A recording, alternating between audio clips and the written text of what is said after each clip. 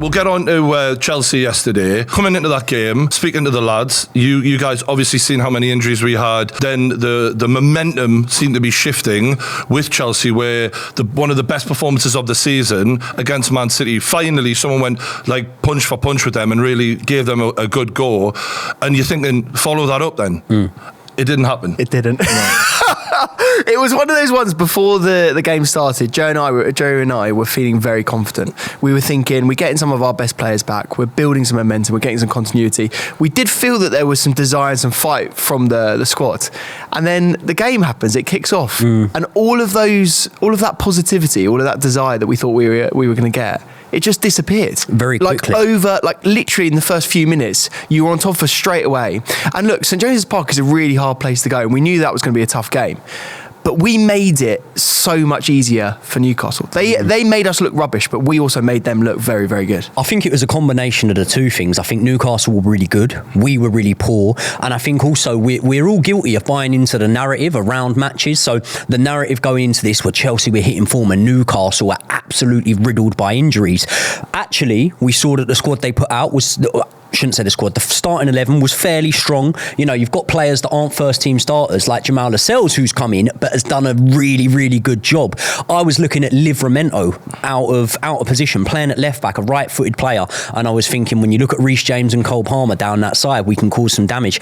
And we just didn't do anything. We just didn't have the opportunity. We were smothered by Newcastle. We couldn't really get on the ball, you know. I felt like we won the midfield battle. Massively. And when you think of that, you've got, you know, Lewis Miley in there, and you've got, you know, people that are coming back from international duty halfway across the world and whatnot. Joelinton and Bruno. It's a massive, massive achievement. At what point do we investigate Enzo? Is this not yet? Or is I think there's a little bit of that. I think actually there's a bit of that going on already. But again, this is what I always try and stress, that there is middle ground in football. Like, it's not black and white. So we can say, right, Enzo at the moment is not performing to the standard we believe he can perform to. That doesn't necessarily mean, oh, well, you know, he's a complete flop then. There is that middle ground. So I do think that we're watching Enzo at the moment, and myself and Josh have spoke about this a few times. We've been looking at Enzo's performances, especially when we're previewing games, thinking we do need to see a bit more from you now, you know, like we really do, because what doesn't help him is the fact, and going on yesterday's showing it doesn't look good, but in games gone by, you got Conor Gallagher there who didn't cost a penny, came through the academy, and he's performing to the highest standard out of anyone in that midfield. So I think it's a bit of pill to take, especially for the fact that, you know, we look at the way we played yesterday. There was no fight, no intensity, and Poch said the exact same thing after the game. Because then Caicedo got dropped for Chukwuemeka. Is that right? No, Ukachukwu. And he didn't get dropped. He has a small injury, like a slight injury. And he actually was late back. So from international duty, I think he was 2 days later than the rest of the players, which meant he hadn't trained with the team at all. But let me, apart from all of this, give it context. If he was playing, we wouldn't have won either. So I'm not saying. But then that's the reason we didn't win. So isn't that a problem? And the fact that your two £100 million players could be playing together and you wouldn't be able to beat Newcastle. And by the way, I like Newcastle, so it's not like an anti-Newcastle rant. But we had three goalkeepers on the bench. Yeah, I saw that. Like £300 million worth of players on their bench. Yeah. So I saw three players yesterday who I've never seen before come off the bench. Same. I don't know who they are. They were pretty good though. No, great lads. Love them. They're my boys, right? Lewis Miley, who literally can't afford to buy he can't even manage to buy a pen because he's not even 18 years old yet. He's not 18 till next year. Yeah. And he's the one who's calmly rolling the ball in behind these three Chelsea defenders like they're not even there. Yeah. The pass he made was the sort of pass that we were hoping to see from Enzo yesterday. Yeah, exactly. When we brought him in with that sort of passing ability and the ability to be able to take the pressure out of a game and spot the ball there, and then the finish to be able to get not the easiest ball and Alexander Isak get it out of his feet and then put it past Sanchez. That's exactly what we were hoping Jackson would do yesterday. So I think one thing is there was a bit of a mirror held up to us yesterday to go, look, this is where, in the grand scheme of things, maybe you are at the minute, which is sort of, you're going to win some matches, you're going to lose some matches, but there's not going to be that consistent level. I'll tell you the good thing about being an up and down team like this, right? And a team that blow hot and cold. Here's the good thing. Let me start with the bad thing. The bad thing is when you win a couple of matches or matches that feel like wins, like the Man City game, there's no guarantee and the Arsenal game. And the Arsenal game, there's no guarantee that you then continue with a bit of form. That's the bad thing. The good thing is when you lose a match, like the one to Newcastle, there's every opportunity you then go and win the next one. So you don't have to feel too down on it for too long. We've battered plenty of teams at St James's and will continue to. So I don't think that I look at Chelsea now and think they're finished. But I think Pochettino is feeling the pressure now, and for a couple of reasons. So one of the key things from the game that hit me was the lack of discipline within the Chelsea side. Yeah. We could talk about Reece James for a start. That was ridiculous. 2 very soft yellow cards that were needless. Like, just, they're not captain well. You've already lost the game. What you're pulling on Gordon's shirt, he's going to go down. You're going to get booed. But also, when you look at the goals, like you say, Isak had half an hour to turn and shoot in the box. You then got an unmarked Jamal Lascelles. You're then giving the ball to us for Joe Linton's goal, and I think mentally there was a switch off for Gordon's goal. And then you're thinking, right, the lack of discipline.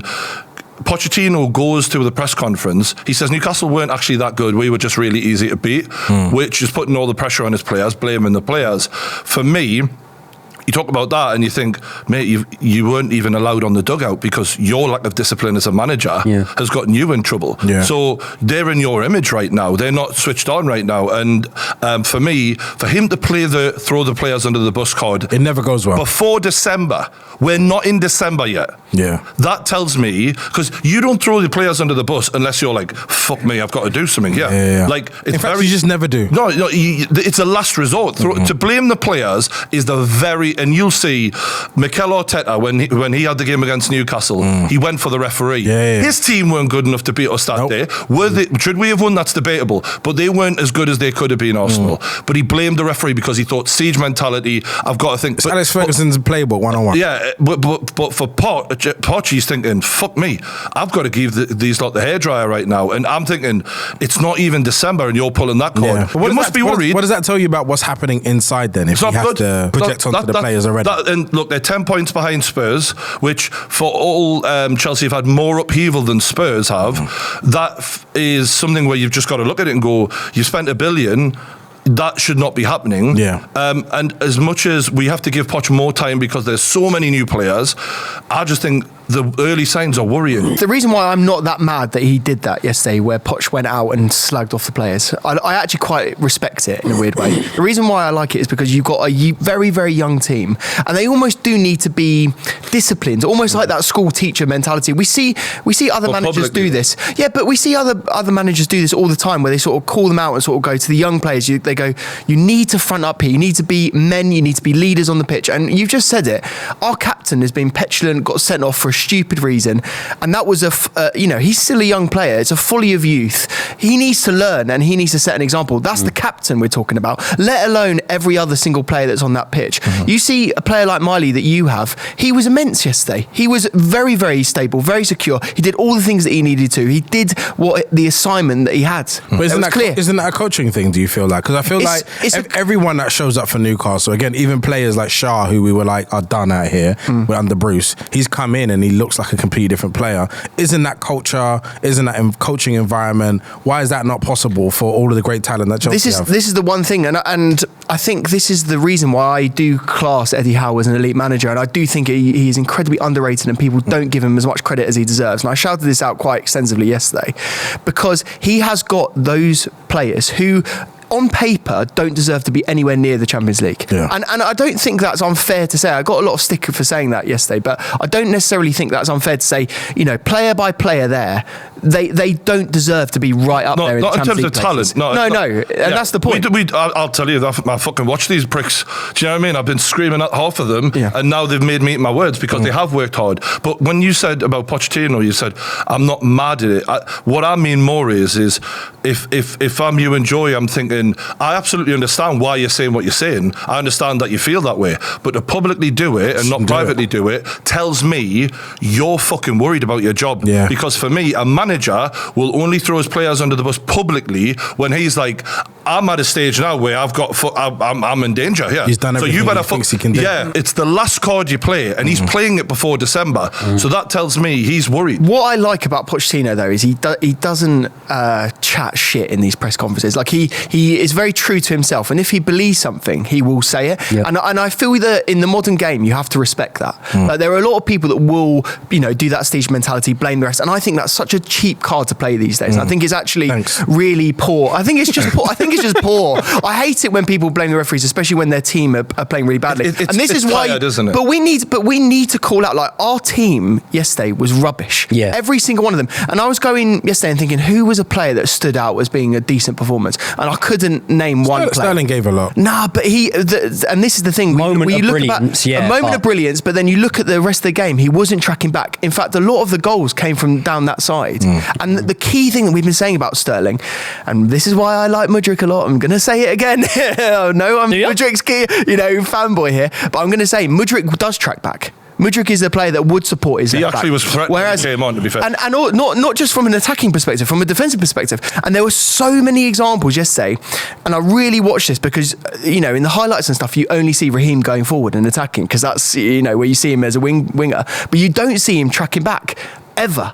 And that's a key thing that we miss out on. Mate, and his tactical discipline. He's meant to be one of the oldest players in the team. He's meant to be the one who is one of the better players. He's the highest earner. He's meant to be there representing Chelsea Football Club, and he's one of the worst examples. Did you feel like after the goal he was just a non-event because he just disappeared? But this is why, like, and again, we get stick for this because I say he's so inconsistent. I don't know if he's going to do it at the top level. I would actually be happy if he did get sold in the summer.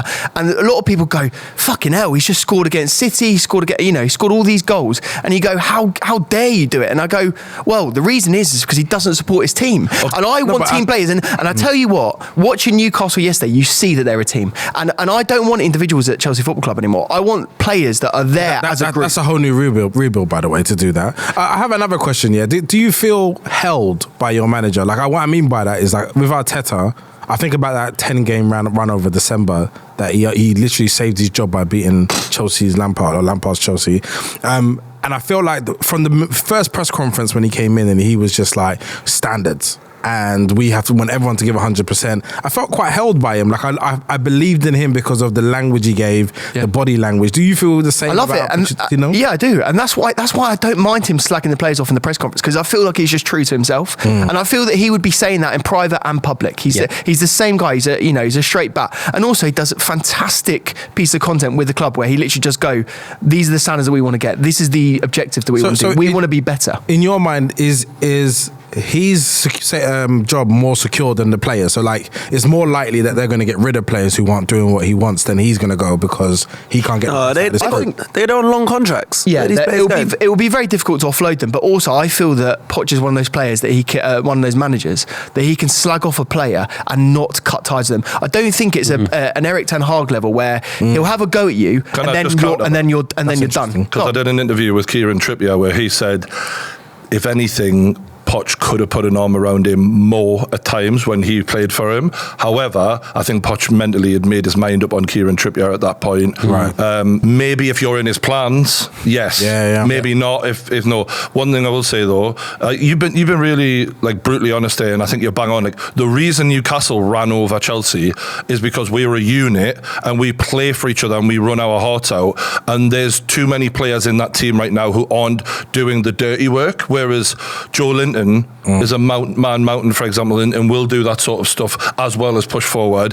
And Almiron and players like that. Almiron will do the kind of stuff that Sterling just can't be arsed with. But all of this takes time. Like, you've had a settled side, a settled management system, coaching staff for a long time. We're building that. How can we put something to you though?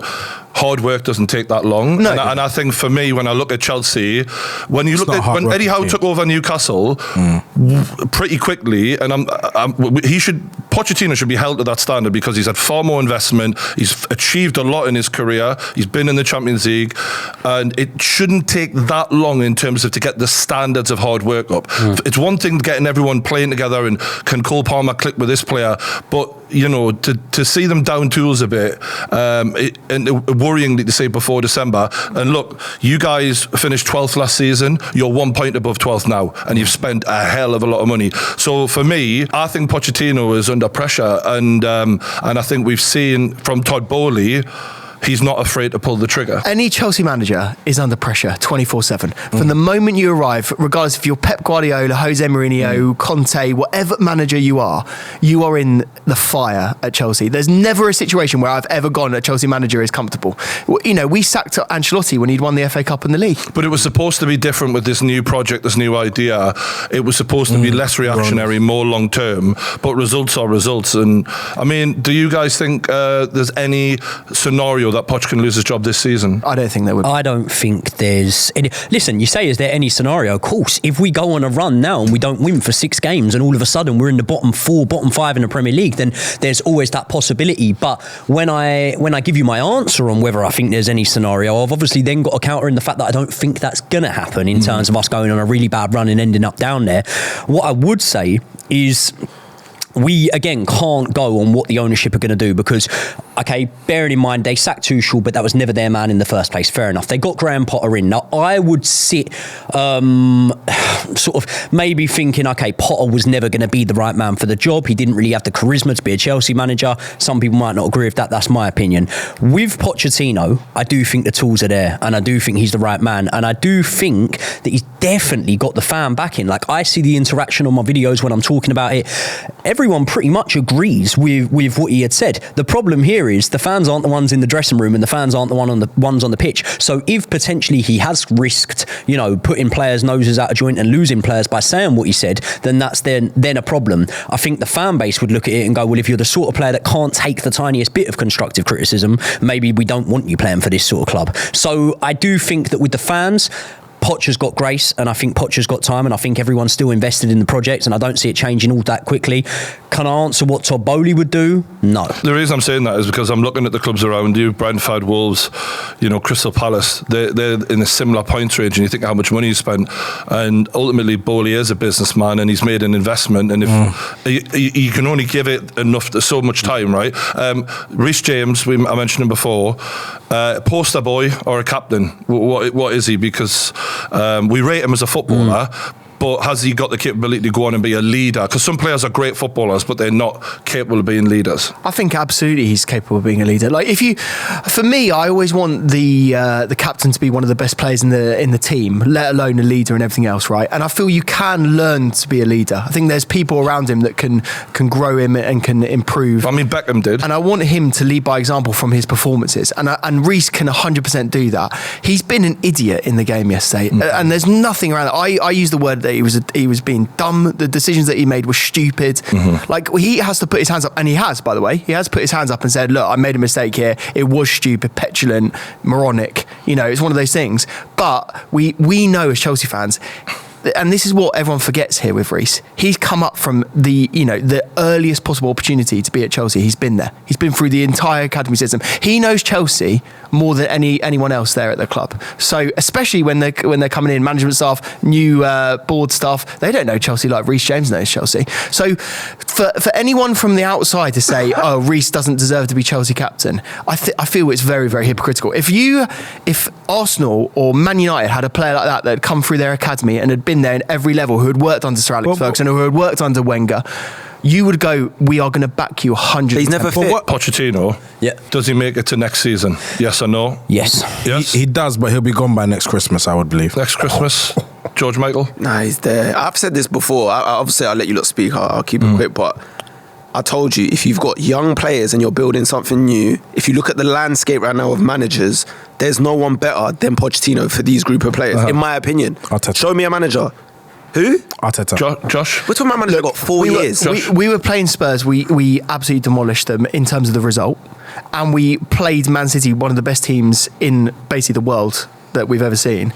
And we went toe-to-toe with them. And now we've had one bad result and people are questioning him. It's a joke. He'll be there until the season. Okay, well, I am worried for him because I just think it needs a bit of a dramatic change, and right now I'm seeing one step forwards, one step backwards a bit too often. I agree with what Craig said. Like young players, he is probably one of the best guys you're going to find right now. But I think I think there's a reason why he's saying what he's saying, and I think he's worried himself. Who they going to replace him with? That's what I need to know. We're talking about who's going to come in and do a better job with these young players in this landscape right now. But sometimes though, like that question doesn't need to be answered because things get so bad that you're like, look, you're fucking not working, mate. But then you just get in a cycle. You bring someone in, he gets sacked as well. Then you bring another person in. It's also their job to know who that person could be, if that ever does happen. If they don't have a short list of 4 potential coaches, then they're failing their club. But you know what it was like with Potter, right? It got to a point where we were all like, this guy's toast. We know it. But we're just waiting for the right moment. Who then can you actually attract? Like, let's face reality. A lot of the time we get called delusional as Chelsea fans. We're not attracting managers from that A-list anymore.